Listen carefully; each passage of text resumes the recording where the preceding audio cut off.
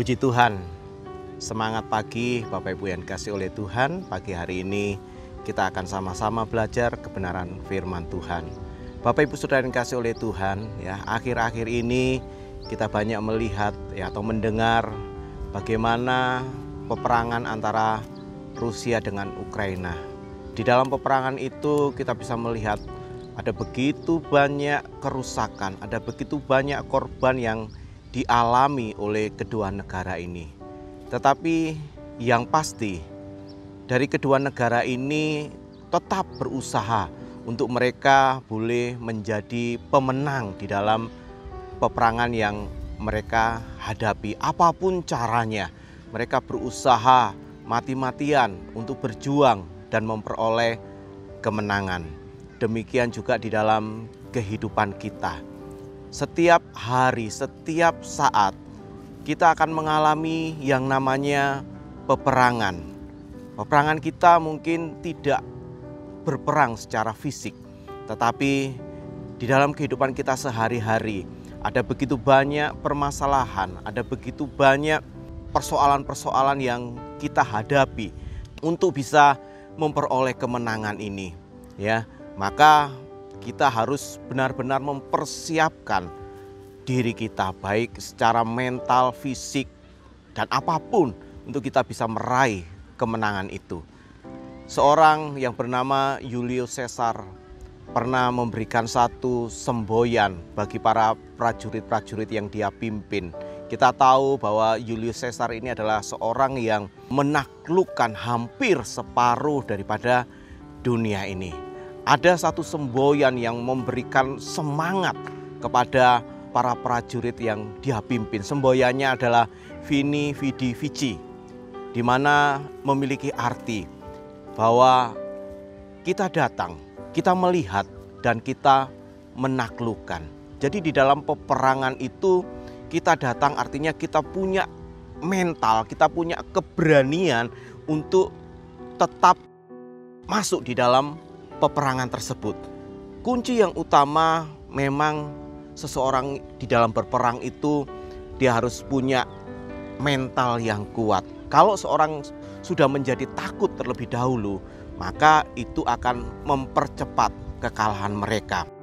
Makanya ketika Gideon memimpin bangsa Israel untuk berperang dengan bangsa Median, pada waktu itu ada 32.000 orang Israel yang siap untuk berperang. Ternyata yang punya keberanian hanya 10.000, artinya separuh lebih bangsa Israel takut untuk menghadapi peperangan. Nah, yang kedua adalah melihat, artinya ketika kita ada dan masuk di dalam peperangan itu diperlukan namanya strategi, melihat keadaan, melihat kondisi lawan yang kita hadapi.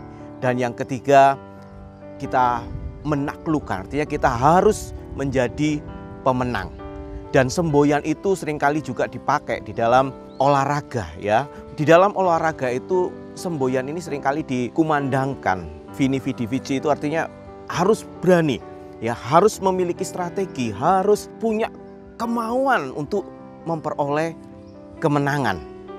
Tetapi pada saat pagi hari ini kita mau belajar kebenaran firman Tuhan. Kemenangan seperti apa yang kita mau dapatkan sebagai orang-orang yang percaya kepada Tuhan?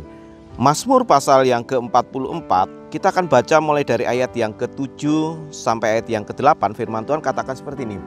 Sebab bukan kepada panahku aku percaya, dan pedangku pun tidak memberi aku kemenangan. Tetapi Engkaulah yang memberi kami kemenangan terhadap para lawan kami, dan orang-orang yang membenci kami Kau beri malu.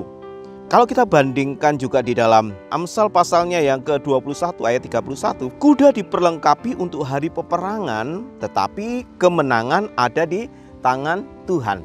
Dari kedua ayat ini kita bisa belajar bahwa kita sebagai manusia, ya, kita sudah berupaya untuk memperlengkapi kehidupan kita di dalam kita menghadapi peperangan.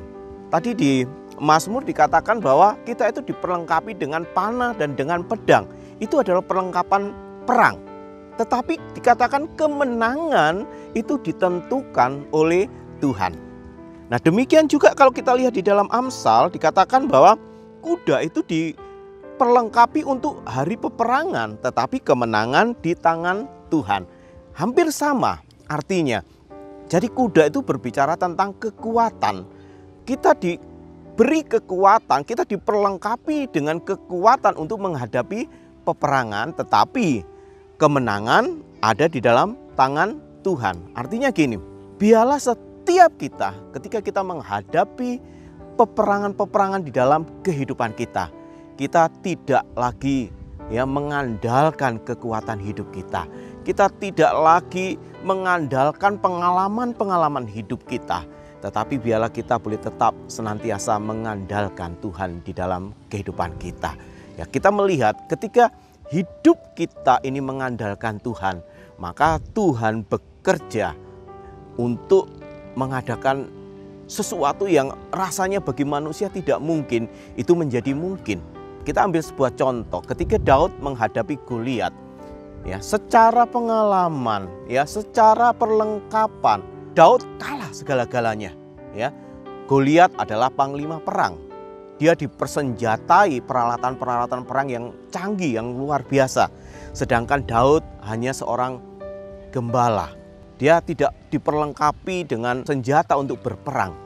Tetapi kita melihat di sini, ketika Daud berhadapan dengan Goliat, Daud katakan bahwa meskipun Goliat ini datang dengan membawa segala perlengkapan perang, tetapi Daud datang dengan nama Tuhan.